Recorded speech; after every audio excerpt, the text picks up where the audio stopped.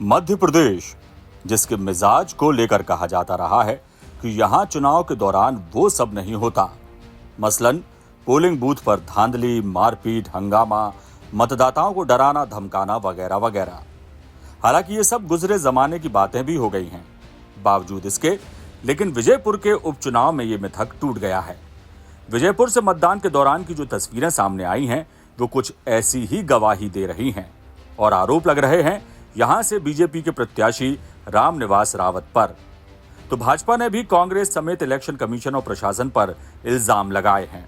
ये चंद तस्वीरें हैं जो बताती हैं कि मतदाताओं के साथ पुलिस और कथित रूप से रामनिवास रावत के समर्थकों ने कैसा सलूक किया।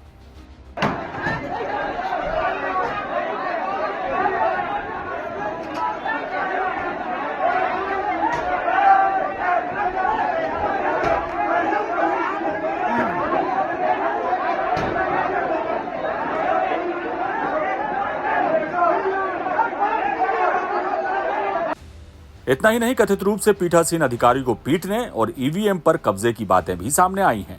तस्वीरों में भीड़ का शोर और हंगामा तो यही बताता है।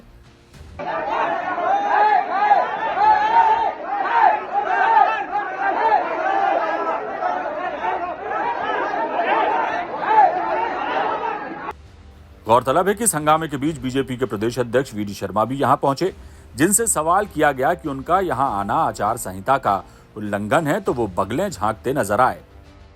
कानून क्या ये कानून की अवहेलना हम नहीं करते। नहीं तो आप भी कानून की अवहेलना, अध्यक्ष जी आप भी कानून की अवहेलना कर रहे हैं। आप भी तो आचार संहिता का उल्लंघन करके सोपोर जिले में प्रवेश कर रहे हैं। आप भी तो आदर्श आचार संहिता का उल्लंघन कर रहे हैं। अध्यक्ष जी आप उसका जवाब क्यों नहीं दे रहे हैं? प्रशासन आपका है, कानून आपका है, आदिवासी जाटर समाज आपके खिलाफ खड़ा हुआ है। वहाँ पर खिलाफ नहीं खड़ा है, आपके खिलाफ खड़ा हुआ है, आपके खिलाफ खड़ा हुआ है। वीडी शर्मा यहां से निकले तो धरने पर भी बैठ गए। यहां उन्होंने इलेक्शन कमीशन और प्रशासन को आड़े हाथों लिया। उनका कहना था कि कांग्रेस के नेता विजयपुर विधानसभा में कैसे आए, उनके खिलाफ कार्रवाई होना चाहिए। लेकिन यहां शर्मा ये भूल गए कि वो जिस तरह के आरोप कांग्रेस नेताओं पर लगा रहे हैं वो भी उतने ही दोषी हैं। शर्मा ने यहां आदिवासियों पर फायरिंग का मुद्दा भी उठाया। उनके खिलाफ कड़ी कार्रवाई होनी चाहिए। आदिवासी किसी भी कीमत पर जिसने भी हमला किया है तो वो कौन है वो सामने आना चाहिए, इस बात की भी जरूरत है। और इसके लिए इसीलिए हम आए कि कांग्रेस ये जो हार के डर से जो दिमाग चला रही है और जिस प्रकार से उन्होंने एक टैक्टिक्स अपनाया है ये नहीं चलेगा। और दबाव की राजनीति में बुधनी विधानसभा के अंदर लोग घुसे, विजयपुर के अंदर FIR उनके खिलाफ नहीं हुई। जो लोग चुनाव प्रचार बंद होने के बाद विजयपुर में अंदर कैसे थे, ये तो आपकी सौहार्दता है प्रशासन की कि आए, उनको पकड़ा और सम्मान के साथ भेज दिया। तो ये उनके खिलाफ कड़ी कार्रवाई होनी चाहिए। हमारी मजबूरी थी कि जब ऐसा प्रशासन और इलेक्शन कमीशन, मैं तो कहता हूँ इलेक्शन कमीशन भी दबाव में।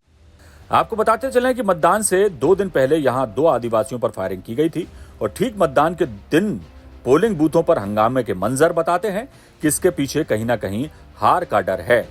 क्योंकि विजयपुर विधानसभा में वीडी शर्मा का पहुंचना, धरना देना और मांग करना कि आदिवासियों पर हमला करने वालों पर कड़ी कार्रवाई की जाए, सिर्फ एक सवाल पैदा करता है, वो ये कि जनाब आपकी ही सरकार है, कार्रवाई हुई है या नहीं हुई है या क्यों नहीं हुई, ये तो आप ही बेहतर जानते हैं।